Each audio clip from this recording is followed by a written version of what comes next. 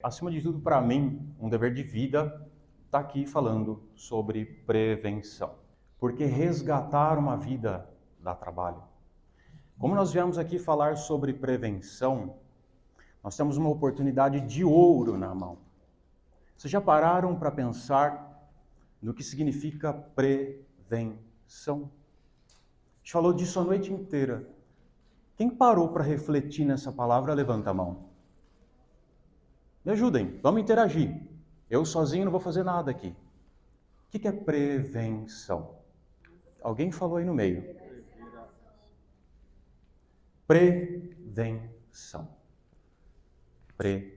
Prevenção. Ver antes e atuar. Prevenção significa enxergar antes e fazer algo. Gente, quando a gente não tem um problema e fala sobre prevenção, nós temos uma ideia passiva disso. Nós temos uma ideia que é só saber o que fazer e está tudo bem. Quando a gente fala de prevenção, nós estamos falando sobre a chance de atuarmos antes do problema. Mas isso demanda o quê? Ação.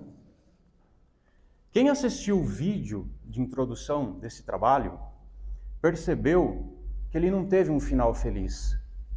Não é romântico. Trabalhar com drogas não é romântico. Por quê? Porque você está disputando com a morte. Vocês perceberam os pais daquele menino? Eles adoeceram sem usar drogas. A família adoece junto. A sociedade adoece junto. Inúmeras vezes a minha angústia como psicólogo clínico atendendo alguém com esses transtornos desenvolvidos, pensava, preferiria eu, André, falando de mim, ter uma doença grave e terminal do que viver assim, porque é uma vida extremamente difícil. Mas, se viemos falar sobre prevenção, nós temos a esperança de poder mudar isso. Vou contar uma história para vocês, falando da potencialidade que a escola tem, ou de como uma criança dentro da escola pode ser beneficiada, poupada de uma vida, poupada de perder sua vida. No meu 5º ano de faculdade, eu precisei fazer um estágio bastante desafiador. Eu precisava fazer um diagnóstico psicopedagógico de uma criança que já tivesse idade de ser alfabetizada e não fosse. Precisava entender por que esta criança não era alfabetizada. Vocês vão entender por que eu estou falando isso aqui. Tive muita dificuldade para conseguir um lugar para estagiar, por quê? Porque, via de regra, as escolas têm suas condutas e ninguém gosta de um psicólogo de fora mostrando um problema. Foi difícil, fui perdendo tempo, era um trabalho gigantesco e optei por fazer sozinho para aprender de cabo a rabo. E quando meu tempo já estava bem esgotado, eu consegui, à beira de uma grande favela em São Paulo, uma escola. Fui falar com a coordenadora desesperado e cheguei recebido de braços abertos. Falei, coordenadora, tudo bem? Tudo bom. Vim aqui porque minha amiga disse que você tem uma criança para fazer um estágio. Ela disse, sim, eu tenho. Você vai poder estagiar aqui. Falei, pois é, que bom, muito obrigado. Falei, mas tem uma coisa. Você vai atender o demônio número 1. Isso que vocês ouviram. Eu falei, como é? Eu, estudante. Você vai atender o demônio número 1. Eu falei, como assim, professora? Eu vim para atender uma criança. Eu falei, pois é. Eu tenho uma criança nessa escola que ela não obedece, ela é disruptiva ou ela é briguenta, ela tem um comportamento impossível, ninguém lida com ela, e ela é o demônio número 1, porque ela vai arrastando os outros amigos.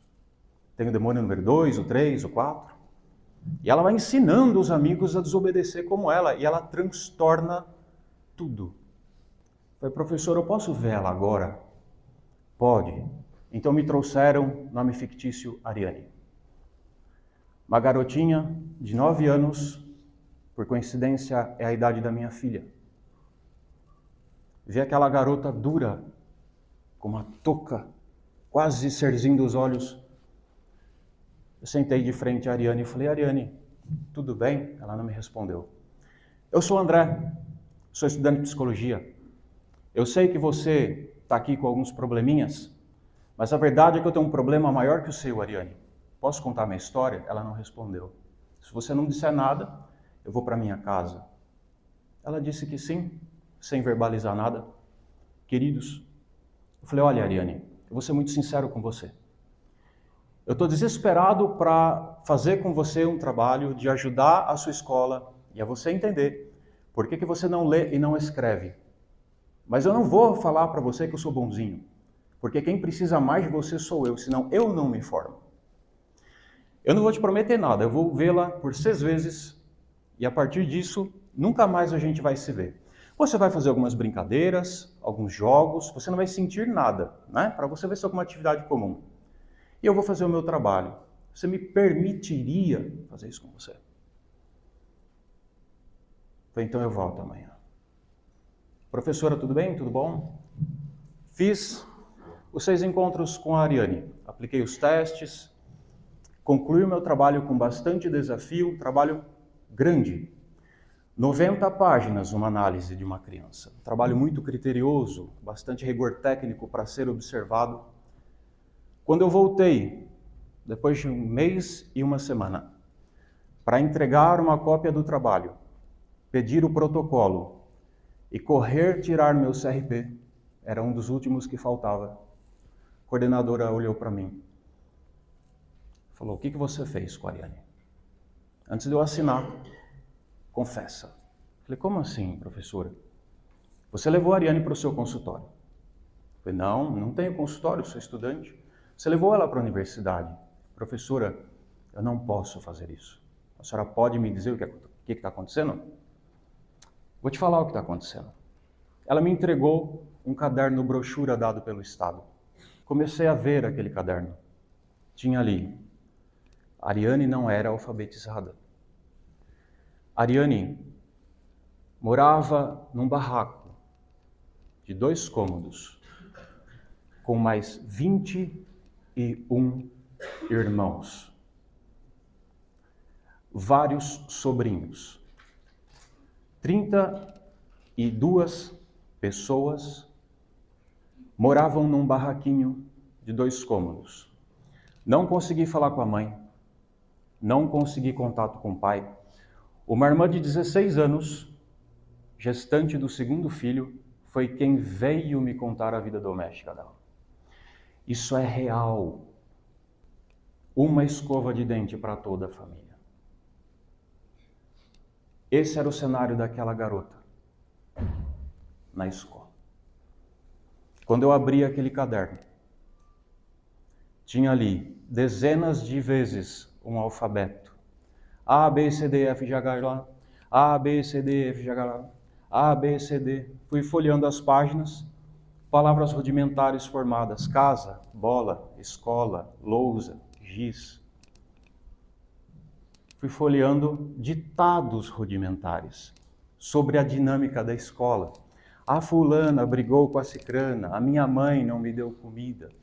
A professora fez uma brincadeira. Olhei aquilo e não acreditava. Falei, o que é isso?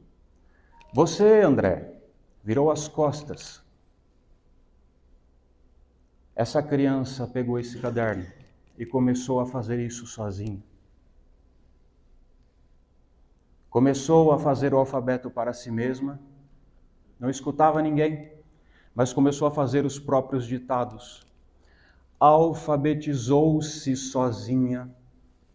E pior, sabe o demônio número 2 e o demônio número 3? Ela está alfabetizando e agora disse que vai ser professora. Eu vivi isso e trouxe isso para vocês. Vocês têm ideia do que aconteceu com ela? Prometi que eu não ia cansar. Quero crer que esse silêncio seja interesse. Vocês têm ideia do que aconteceu com ela? Ela foi vista. Eu não podia ser covarde. Eu deveria ser honesto com ela. Por isso eu disse que precisava dela. Mas entreguei tudo o que eu tinha. Esse é o poder da escola para prevenir. Porque a criança está lá. O que nós fizemos? Em cima disso, Qual a relação quero criar com o tema da prevenção?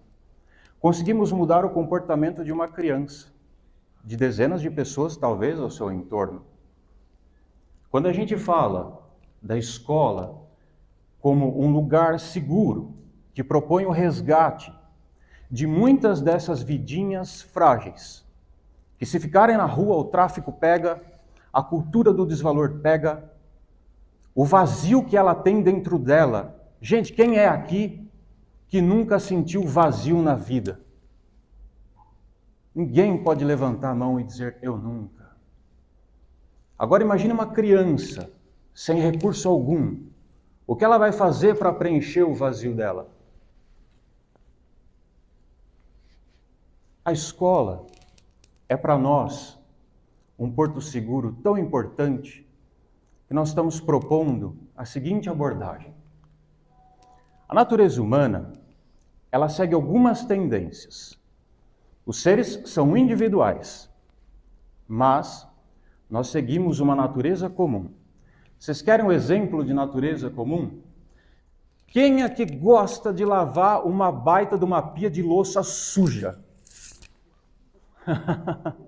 Daquela que amontoa para segunda-feira. Vamos lá. Não dá preguiça? Dá preguiça ou não dá? Dá preguiça lavar o carro ou não dá? Depende. Quando o carro está lindão, vou curtir minha viatura. Mas quando você tem um problema para resolver, você procrastina. Isso é tendência. Também sobre desenvolvimento humano existe uma tendência. Vou ser simples aqui. A criança tenta ter a melhor relação que ela pode com a vida. A criança tenta ter a melhor relação que ela pode com a vida. Criança feliz, criança brinca, você dá um Kinder Ovo para ela, ela te chama de amigo. Quando a gente pensa em comportamento, cada um gosta de um estilo musical, mas todos reconhecem música da mesma forma. Som organizado, isso é tendência. Por que estou falando aqui sobre tendência? Porque quando o comportamento humano é estimulado a entender o seu próprio potencial, algo mágico acontece dentro da tendência. Quem é aqui que já viveu a oportunidade ou a situação de descobrir que é bom no negócio? Sou bom no truco. Né? Sou bom para pintar, sou bom para desenhar, sou bom para ler, sou bom para entender. Isso é potencialidade. Por que nós estamos falando isso? Porque a proposta é simples. Simples. Se nas escolas nós conseguirmos, com estas crianças, levar junto da pedagogia o conhecimento adquirido em décadas de psicologia e apoiarmos com saber técnico, chegar junto contra as drogas, e a gente precisa agir, ver o que vai acontecer e agir antes. Isso é prudência, isso é sabedoria. O que acontece? Você blinda a sua escola, você blinda o seu município, você blinda o seu país inteiro quando você se antecipa ao mal e o que ele pode fazer. E como é que você se antecipa ao mal? Se você fala do mal, você o reforça. Mas quando você pega uma criança e mostra para ela o que mora dentro dela em termos de potencial, essa criança fica marcada para sempre. O senhor brincava de polícia e ladrão? O senhor se esqueceu daquelas brincadeiras? Um dia o senhor fez um juramento, os senhores, de defender com a própria vida. E começou onde? Lá atrás. Ficou marcado. Está aqui carregando a farda dele. Se entrar um bandido aqui, eu entro ali embaixo. Eles vão em cima. Começou lá atrás. A Ariane, confesso, queria saber dela. Talvez um dia a vida faça isso. Mas de ter vivido aquele momento, para mim, valeu todo o esforço. Se você é capaz de entender o potencial de uma criança, o seu mesmo, você preenche um espaço vazio que a droga não ocupará. Quando um ser humano consegue aceitar-se a si mesmo, e para isso nós promovemos esse fenômeno, nós promovemos essa forma de pensar e de trabalhar na escola. Já vou falar como, praticamente. Acontecem mudanças permanentes no indivíduo. Se você pega uma criança e investe em ensiná-la sobre ela mesma, ela adquire aquilo como algo para sempre. A gente faz isso como? A gente estimula esse contato através de uma leitura que você se espelha e fala, nossa, isso aqui está acontecendo comigo também. Frustração, me sinto frustrado, me sinto frustrada. Raiva, quando eu não consigo algo, sim. Vontade de quebrar tudo, também tenho. Em seguida a essa leitura, você faz a criança pensar nela, faz ela gostar dela. O professor trabalha em sala de aula com o material que nós fornecemos.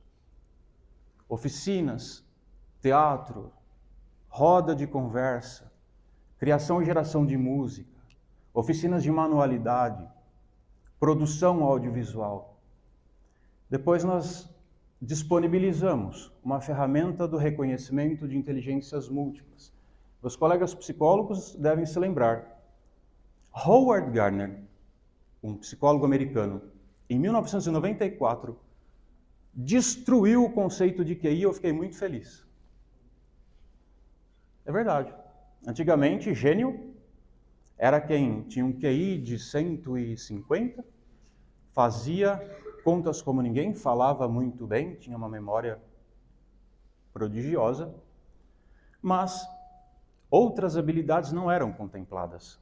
Se alguém quiser saber disso, depois pega no Instagram, eu passo isso, assim como passo a literatura do que falei antes, sobre potencial humano, a teoria de Carl Rogers, um livro chamado Tornar-se Pessoa, recomendadíssimo. Quando você oferece uma ferramenta para uma criança vulnerável, que pela primeira vez lê em termos simples, sou bom com a bola, reconheço formas geométricas, sim, não, mais ou menos, é uma metodologia simples. Ela pode ter qualquer um destes traços de inteligências. Lógica, matemática, linguística, sinestésica, musical, espacial, interpessoal, intrapessoal. Vocês imaginam o que acontece quando você pega uma criança carente, que nunca recebeu esse tipo de atenção, que talvez por uma infelicidade muito grande nunca vai passar por um consultório. E talvez seja o cliente em potencial do traficante do bairro. O que vocês acham que acontece com ela? Se a gente quer mudança, a gente tem que fazer o quê? Trabalhar. Eu vim com todo o carinho, alegria e minha força falar para vocês que a mudança é uma consequência e não um objetivo. Se você quer mudar a tua vida, não foca o objetivo, foca o processo. Quer emagrecer? Quer ficar mais forte? Quer ser mais rápido? Quer ser mais inteligente? Quer ser mais competente? Isso você quer. O que você vai fazer está aqui agora. A mudança, como uma consequência alcançada, e não como um objetivo. Sabe, gente, é difícil e desafiador vir falar de drogas, porque cansa, porque dói, porque é delicado. Mas também tem uma coisa. Se você ganha uma vida, isso nunca será esquecido. Essa proposta está aqui para a gente pensar. A mudança, ela fica. O comportamento destrutivo, ele deixa de ocorrer porque ele sai da possibilidade, ele sai da frustração do indivíduo à possibilidade de ser bom. Quem aqui que não gosta de ser bom no que faz? Agora, quem aqui não gosta de ser valorizado? Quem aqui não gosta de ser competente? Quem aqui não gosta de se sentir útil, amado? Quer ver um exemplo? Apaixone-se por alguém e tenha medo de perder este alguém. Parece que a vida acaba Porque a tua maior impressão e sensação é de que você não vale nada. Tem gente sorrindo aí. Dói? Não dói? Dói ou não dói? Sim. Não entendi. Só em mim que dói? Não. Dói ou não dói? Sim. Dói pra caramba, porque nós queremos ser bons. Sabe por quê? Porque uma das tendências humanas é o medo da anulação. E sabe, apresenta isso para uma criança, coloca isso numa escola, você aplica isso no coletivo. Ninguém vai esquecer isso, nunca. Enche escolas, universidades. O impacto de você começar uma vida de forma diferente. Nós temos mais de 1,5 milhão de alunos atendidos. Nós temos 50% da redução de violência e bullying. 45% do aumento do envolvimento com a escola. Crianças, às vezes, que nem sabem para que serve a escola. O que não nos faltam são casos de sucesso. E se eu escolhi falar da Ariane, é porque isso me apareceu como uma das minhas maiores lições. Há 13 anos, com vários estados atendidos, nós podemos afirmar: esta metodologia muda, esta metodologia marca. Ela prevê, mas ela age. Você fecha uma porta. Para encerrar, eu quero dizer que a nossa responsabilidade agir antes do mal. O mal, a maior ferramenta do mal, ou talvez a sua própria natureza, seja desconstrução. Vocês perceberam o tom do Dr. Poiani? A seriedade? Vocês perceberam a entrega do William? Sabe o que é isso? Como muitos de vocês, como as autoridades aqui presentes, é gente que sabe do que o mal é capaz. Eu não estou aqui para fazer propaganda dele. É simples, o mal desconstrói. Quando alguém te ofende, estão te fazendo mal. Estão desconstruindo a tua honra. Estão desconstruindo a tua imagem. Quando alguém te agride, estão desconstruindo o teu estado, o teu direito de estar em paz. Uma violência é a desconstrução do estado de paz de um indivíduo. Um atentado é a desconstrução do estado de paz de um bairro, enfim. E o que nós temos aqui? Eu e você. Você está aqui ouvindo isso é porque você se importa. Você deve agir no sentido de tirar as forças do mal para desconstruir, principalmente nossas crianças. Qual é o nosso dever? Agir no sentido de impedir essa desconstrução.